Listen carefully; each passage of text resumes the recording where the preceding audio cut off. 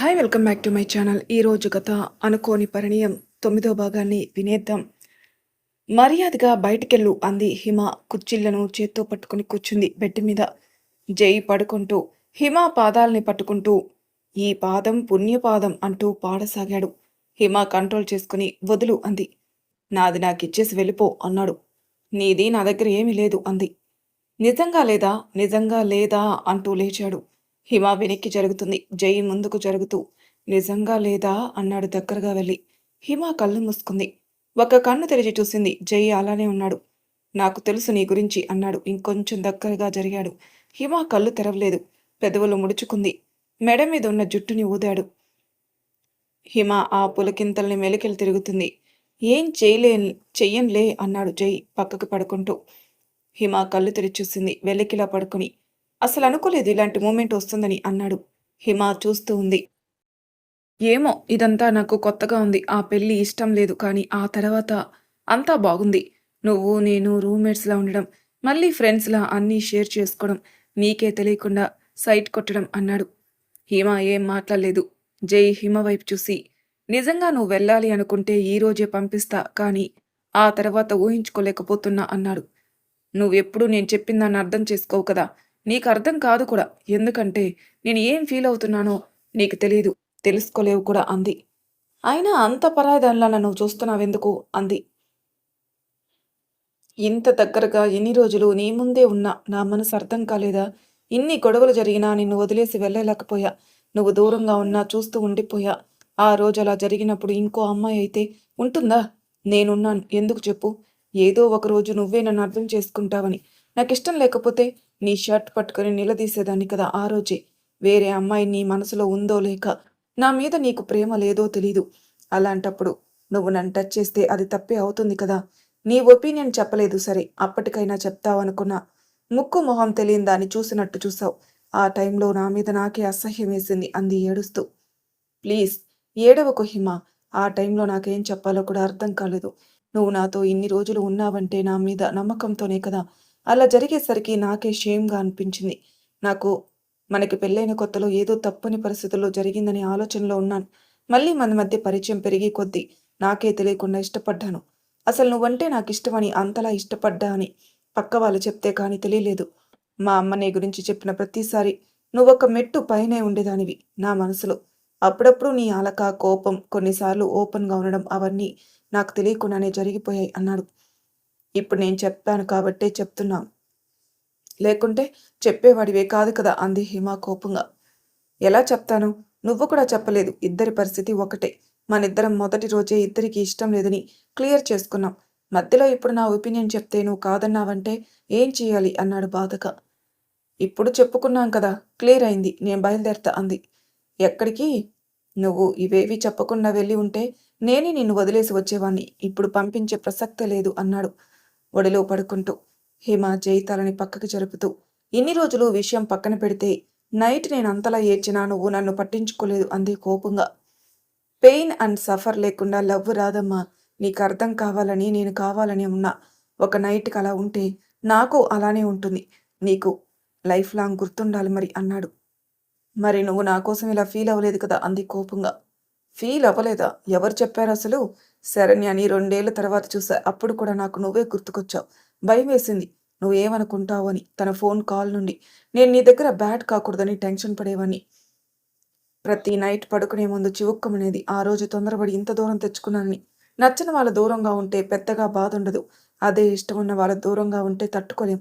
ఎన్నిసార్లు నీతో మాట్లాడాలని ట్రై చేసి ఆగిపోయానో తెలుసా? నాకు నిజంగా తెలీదు. నువ్వు కూడా ఇష్టం లేకుండా చేసుకున్నావు. నీతో అలా బిహేవ్ చేశా. పైగా నువ్వు ఇది కరెక్ట్ కాదని అన్నప్పుడు ఇందులో తప్పు లేదు అనాలి అని అనిపించింది. ఒకవేళ నువ్వు నాకు ఇష్టం లేకుండా అలా చేశావు అంటే అంతకన్నా అవమానం నా లైఫ్లో ఉండదు కదా. అందులోనూ ఫస్ట్ టైం కదా, కొంచెం నర్వస్ అయ్యాను అన్నాడు. అబద్ధం అంది హిమ. ప్రామిస్. కావాలంటే స్పిట్ ప్రామిస్ అని చేతిలో స్పిట్ చేసి ప్రామిస్ చేశాడు. హిమ ఛీ అంటూ చేయి తుడుచుకోసాగింది. ఛీ అంటావేంటే? ఆ స్పిట్ ప్రామిస్ చాలా స్ట్రాంగ్ అన్నాడు. చాలా హ్యాపీగా ఉన్నావు మీ మాజీ ప్రియురాల్ని చూసేసరికి అంది హిమ. నేనేమో గాని నువ్వు మాత్రం బాగా తిట్టుకున్నావు కదా. అసలు నీ కళ్ళల్లో కనిపించింది. తను నీతో మాట్లాడటానికి ఎంత ట్రై చేసినా నువ్వు మరీ కొట్టినట్టు బిహేవ్ చేసావు తెలుసా అన్నాడు. సంజు అంట. అలా పిలిచిన ప్రతిసారి నాకు కాలేదు మరి. నీకు బావుంటుందిలే అంది కోపంగా. అలా పిలవడం కూడా ఒక తప్పేనా? నువ్వు జై అనట్లేదా మరి అన్నాడు. నేను తను ఒకటేనా ఇప్పుడు అంది హిమ. అలా కాదు, మాటకి చెప్తున్నా. ఏం మాట్లాడుకున్నారు లోపల అంతసేపు అన్నాడు. తన బాధ చెప్పింది అంది హిమ. ఇప్పుడు బాధపడి ఏం లాభం అన్నాడు. నీకేం తెలుసు చెప్పు. ఆ అమ్మాయి ఇంట్లో ఒప్పించడం అంటే ఎంత కష్టమో. ఆ గొడవలు తిట్లు అదొక రకమైన హింస. మామూలుగానే అబ్బాయిల్ని అమ్మాయిల్ని చూసినట్టు ప్రతి చిన్న విషయానికి పట్టించుకోరు కదా. మమ్మల్ని అలా కాదు. నీ దగ్గర నేను ఒక విషయం చెప్పాలి. నువ్వెలా తీసుకుంటావో నాకు తెలీదు. ఇది చెప్పాల్సిన అవసరం లేదని ఆ రోజు చెప్పలేదు అంది. చెప్పు పర్లేదు. నాకు తెలియని విషయం అయితే తెలుసుకుంటా అన్నాడు. ఈ పెళ్లికి ముందు నేను అభి అని మా ఊర్లో ఒక అతన్ని ఇష్టపడ్డానంది. జై నవ్వుతూ తెలుసు. మీ ఇంట్లో వాళ్ళు వెళ్ళి అడిగారని కూడా తెలుసు అన్నాడు. అవునా అంది షాక్తో. అయినా ఇంత తెలివైన అమ్మాయి అతని విషయంలో అలా ఎలా చేశావో మరి అన్నాడు. ఇప్పుడు రియలైజ్ అయ్యాను అంది బాధగా. మా ఇంట్లో వాళ్ళు ఫస్ట్ అడిగినప్పుడు మీ వాళ్ళు చెప్పారంట. ఇలా ఊర్లో అబ్బాయిని చూస్తున్నామని. మళ్ళీ మీరే ఫోన్ చేసి ఆ మ్యాచ్ వద్దనుకున్నామన్నారట. ఏదో తేడాగా అనిపించి పెళ్లికి ముందు వేరే వాళ్ళని అడిగా. నీ గురించి చెప్పారు. వాడి గురించి చెప్పారు. మీ నాన్న పెళ్లికి ముందే చెప్పారు. సరే అని నేను ఒప్పుకున్నా. నువ్వు ఈ విషయం దాచేస్తావేమో అని ఊరుకున్నా తెలిసినా. కానీ ఇదేం పెద్ద విషయం కాదనిపించింది. ఏమో ఆ టైంలో వాడి బిహేవియర్ చూసి మంచోడు అనుకున్నా అంది. లైఫ్‌లో కొన్ని మిస్టేక్స్ కూడా ఉంటాయి కదా! ఇప్పట్లో ఇది కామన్ అన్నాడు. మళ్ళీ ఫ్యూచర్‌లో మనకు గొడవ వస్తే ఈ ఇష్యూ తీయవు కదా! అంది. ఇది నీకే టూ మచ్ అనిపించలేదా? అదొక టాపిక్ అని మళ్ళీ నేను అడగడం కూడానా? ఒకవేళ నాకు తెలియకుండా ఉంటే అలానే ఉంటాను కదా! నా విషయం మీద నువ్వు గొడవ చేయకుండా ఉంటే చాలు అన్నాడు. అప్పుడు నాకన్నా మూర్ఖులుండరు. శరణ్యని చూసినప్పుడు నాకు కోపమొచ్చింది. తను అలా పిలుస్తూ నీ వెనక వస్తే కొట్టాలనిపించింది. కానీ తను చెప్పినప్పుడు బాధేసింది తన మనసులో. నీకోసం ఏమీ చేయలేదనే గిల్ట్ ఉండిపోయింది. నీ విషయం తెలిసి వాళ్ళిద్దరి మధ్య గొడవలు. పాపం కదా అంది. ఆ టైంలో నేను ఇంతలా ఆలోచించలేదు. ఏదో ఒక ఆవేశంలో వచ్చేసా. నాకన్నా తనే ఎక్కువ ఇబ్బంది పడింది. అయినా అవేవీ పట్టించుకోలేదు. ఎన్నిసార్లు పిలిచినా వెళ్ళలేదు అన్నాడు. ఇప్పుడు వెళ్ళాం కదా! తను హ్యాపీ అంది. ఇంకా ఇదే లాస్ట్. మళ్ళీ కొత్తగా రిలేషన్ ఉండకూడదు హిమ. అది మళ్ళీ ప్రాబ్లమ్ అవుతుంది. ఇన్నేళ్ల తర్వాత మాట్లాడితే అంతా బాగానే ఉంది. మళ్ళీ ఏదైనా ఇబ్బందిలో ఉన్నప్పుడు హెల్ప్ చేయాలని చేసినా అది ఇంకోలా ఉంటుంది. పాత వాటిని మళ్ళీ బయటికి తీయకూడదు. అది తనకు కూడా తెలుసు అన్నాడు. నిజమే. ఈరోజు ఉన్నట్టు ఎప్పుడూ ఉండం కదా అంది హిమ. అవును అన్నాడు ఫోన్ తీసుకుంటూ. సరే లేట్ అవుతుంది కదా! నేను టిఫిన్ చేస్తాను. తినేసి వెళ్ళు అంది హిమ లేస్తూ. ఆగు ఎక్కడికి అన్నాడు. ఏం తినవా అంది హిమ. ఈరోజు లీవ్ పెట్టా అన్నాడు. సరే అంది హిమ అటు తిరిగి చీర సర్దుకుంటూ. నీకు తెలియకుండా ఎన్నిసార్లు నీకు సైట్ కొట్టానో తెలుసా అన్నాడు నవ్వుతూ. నేను అంతగా ఎప్పుడూ గమనించలేదు. బుద్ధిమంతుడు అనుకున్నా అంది. అవును మరి. ఇంట్లో అందమైన అమ్మాయిని పెట్టుకుని ఆధ్యాత్మిక చింతనలో ఎలా ఉంటారు? మరి నాకెప్పుడూ అనిపించలేదు అంది హిమ. నిజంగా అనిపించలేదా అన్నాడు జై. లేదు అంది హిమ. నువ్వున్నా చెప్పవులే. నువ్వే ఎప్పుడు నీ ఫీలింగ్స్ బయట పెడతావో అప్పుడే నేను కూడా ఏదైనా చెప్తా అన్నాడు. సరే ఈరోజు వర్షం వచ్చేలా ఉంది. నేనేదైనా వేడిగా స్పైసీగా చేస్తా అంది. సరే నేను కూడా పార్టీ చేసుకుంటా అన్నాడు. ఈరోజు ఏదో ఇంట్లో ఉన్నావు. రెస్ట్ తీసుకోవచ్చు కదా అంది. ఎప్పుడో ఒక్కసారే కదా అన్నాడు స్నానానికెళ్తూ. హిమ వెళ్ళి బ్రేక్‌ఫాస్ట్ రెడీ చేసి స్నానానికెళ్ళింది. ఇద్దరూ టిఫిన్ తిని టీవీ చూడసాగారు. జై వేడిగా మసాలా కార్న్ చేసి తెచ్చాడు. ఇద్దరు తిని మాట్లాడుకోసాగారు. సాయంత్రానికి జై బయటికెళ్ళొచ్చాడు. హిమ ఇంట్లో దీపం పెట్టి బట్టలన్నీ సర్దసాగింది. జై కొత్త స్టైల్‌లో వంట చేసి పైన కబోర్డ్‌లో ఉన్న బాటిల్ తీసుకొచ్చాడు. హిమ ప్లేట్‌లో స్టఫ్‌కి క్రిస్పీ కార్న్, ఐస్ క్యూబ్స్ తీసుకొనొచ్చింది. జై మందు మిక్స్ చేస్తూ తాగుతావా అన్నాడు. ఛీ అంది హిమ మొహం చిట్లిస్తూ. జై చీజ్ అంటూ తాగసాగాడు. హిమ చిప్స్ తింటుంది. 2 పెగ్స్ అవ్వగానే జై వచ్చి కూర్చున్నాడు. హిమ తిందామా అంది. ఇద్దరు తినడానికి కూర్చున్నారు. నేను ఇంట్లో తాగడం నీకేమైనా ఇబ్బందిగా ఉందా అన్నాడు. ఇబ్బంది ఏమీ లేదు అంది హిమ తింటూ. ఇద్దరూ తిన్న తర్వాత కూర్చున్నారు. బాల్కనీలో కూర్చుందామా అంది హిమ. ఈ టైంలోనా? 11:50 అవుతుంది. పడుకుందాం హిమ. బయట చలిగా ఉంది అన్నాడు. నువ్వురా అంది లాగుతూ. జై లేచి వెళ్ళాడు. బాల్కనీ గ్రిల్స్‌కి చిన్న చిన్న లైట్స్ ఉన్నాయి. అంతా చీకటిగా ఉంది. మధ్యలో చిన్న కేక్ క్యాండిల్ ఉంది. హిమ వెలిగిస్తూ హ్యాపీ బర్త్‌డే జై అంది షేక్ హ్యాండ్ ఇస్తూ. జై నవ్వుతూ థాంక్స్ మేడం అన్నాడు. కేక్ కట్ చెయ్ అంది. జై కట్ చేస్తూ ఎవరు చెప్పారు అన్నాడు నవ్వుతూ. సిరి చెప్పింది అంది హిమ నవ్వుతూ. బట్ నేను నీ నుండి ఎక్స్‌పెక్ట్ చేయలేదు అన్నాడు కేక్ నోట్లో పెడుతూ. హిమ పెట్టబోతుంటే స్పెషల్ ఏమీ లేదా? కేక్ మాత్రమేనా అన్నాడు. స్పెషల్ అంటే నాకు లేట్‌గా తెలిసింది. లేకుంటే ఏదైనా కొనేదాన్ని అంది. నాకు ఆ గిఫ్ట్ వద్దు అన్నాడు హిమ దగ్గరగా లాగుతూ. ఆగు ఏంటి? ఏం చేస్తున్నావు? ఎవరైనా చూస్తారు అంది గింజుకుంటూ. ఈ టైంలో ఎవరుంటారు? అందరూ నిద్రపోతుంటారు అన్నాడు. అయినా సరే వద్దు ఇక్కడ అంది దూరంగా జరుగుతూ. చుట్టూ చీకటి. మినుగురు పురుగుల్లా ఆ లైట్స్, చల్లగా ఉన్న వాతావరణం, అందంగా ఉన్న నా భార్య, కొంచెం మత్తులో ఉన్న నేను. ఇవన్నీ బాగా కుదిరాయి మరి అన్నాడు. చాలు వెళ్దాం పద అంది హిమ కేక్ తీస్తూ. జై కేక్ తీసి పక్కన పెట్టి హిమని ఒళ్ళో కూర్చోబెట్టుకుని థ్యాంక్స్ అన్నాడు. సరే వెళ్దాం అంది. నాకు ఫ్యాంటసీలు ఉన్నాయి ఇలా రొమాంటిక్గా ఉండాలి అని అన్నాడు. కానీ ఎవరైనా చూస్తే బాగుండదు అంది హిమ.